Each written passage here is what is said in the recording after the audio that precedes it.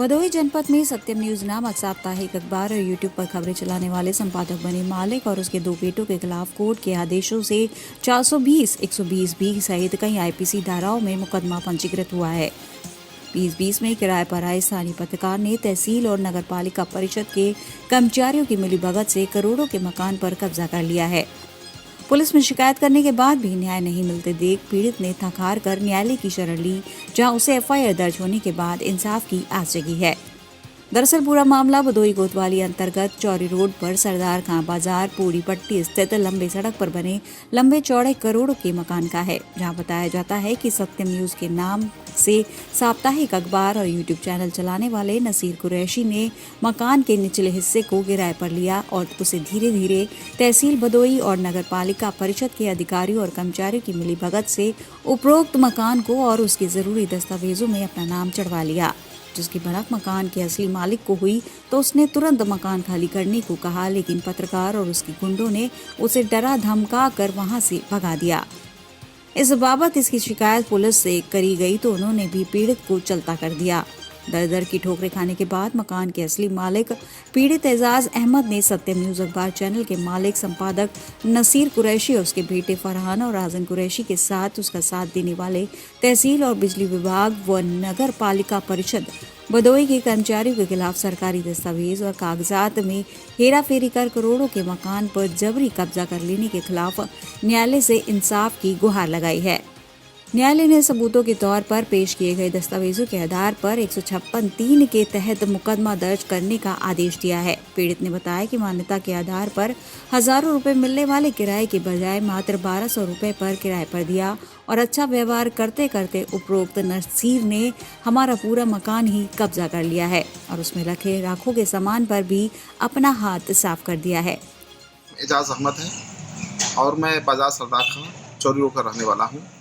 सबसे पहले मैं सभी लोगों का धन्यवाद अदा करता हूँ और मेरा प्रथम जो शुक्रगुजार मैं हूँ वो भदोही न्यायपालिका और थाना कोतवाली भदोही का। मैं आपको ये बताना चाहता हूँ कि भदोही के अंदर एक यूट्यूब चैनल और एक साप्ताहिक अखबार सत्यम न्यूज़ के संपादक नसीर कुरैशी ने हमारे साथ बहुत बड़ा विश्वासघात किया है। मैं आपको बताता चलूँ कि अब से लगभग 10 महीने पहले सन 2020 नवंबर में ये हमारे यहाँ किराएदार बन करके आए। किराएदार बनने की वजह ये थी कि उन्होंने अपनी बेटी की शादी के लिए हमसे हमारे घर को किराए पे मांगा कुछ दिनों के लिए रेनोवेट करने के लिए, और मैंने इनको अपना मकान नीचे का भूतल दिया और ऊपर के 2 मंजिला मकान पर मैं अपने परिवार के साथ रहने लगा। परंतु मुझे नहीं पता था कि नसीर कुरैशी के मन में कुछ और भी है। ये जब हमारे यहाँ आए मैंने अपने पूरे मैं सामान के इनको अपना नीचे का भूतल किराए पर दे दिया मात्र 1200 रुपये में, क्योंकि इन्होंने अपनी बेटी की जो स्थिति बताई थी शादी विवाह को लेकर के।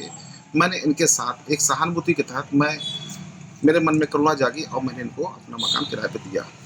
और यहाँ पे आने के बाद नसीर कुरैशी ने तरह तरह से जो बातें थी वो अंदर से हमारे सामने आने लगी।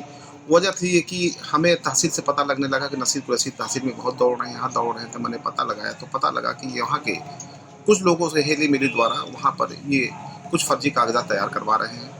मैं भी तहसील गया और जगहों पे मैं दौड़ा भागा।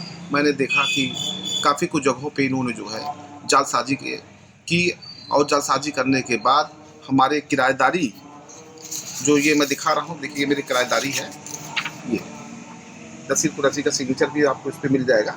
ये सिग्नेचर किया हुआ पूरा मिल जाएगा।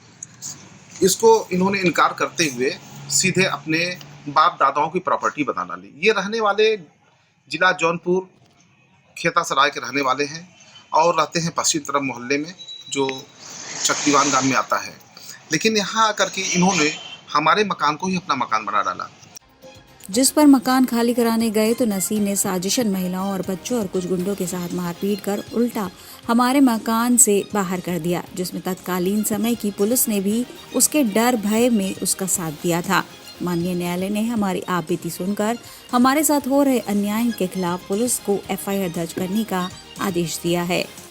और मैंने जब त्रस्त हो गया और सारी चीज़ों से परेशान होकर के मैंने न्यायपालिका ज्ञानपुर के अंदर 156(3) के अंदर इनके खिलाफ मैंने मुकदमा दर्ज कराया।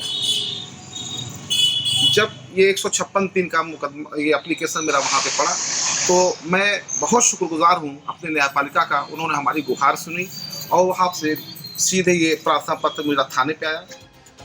Bureau report, news India, DT।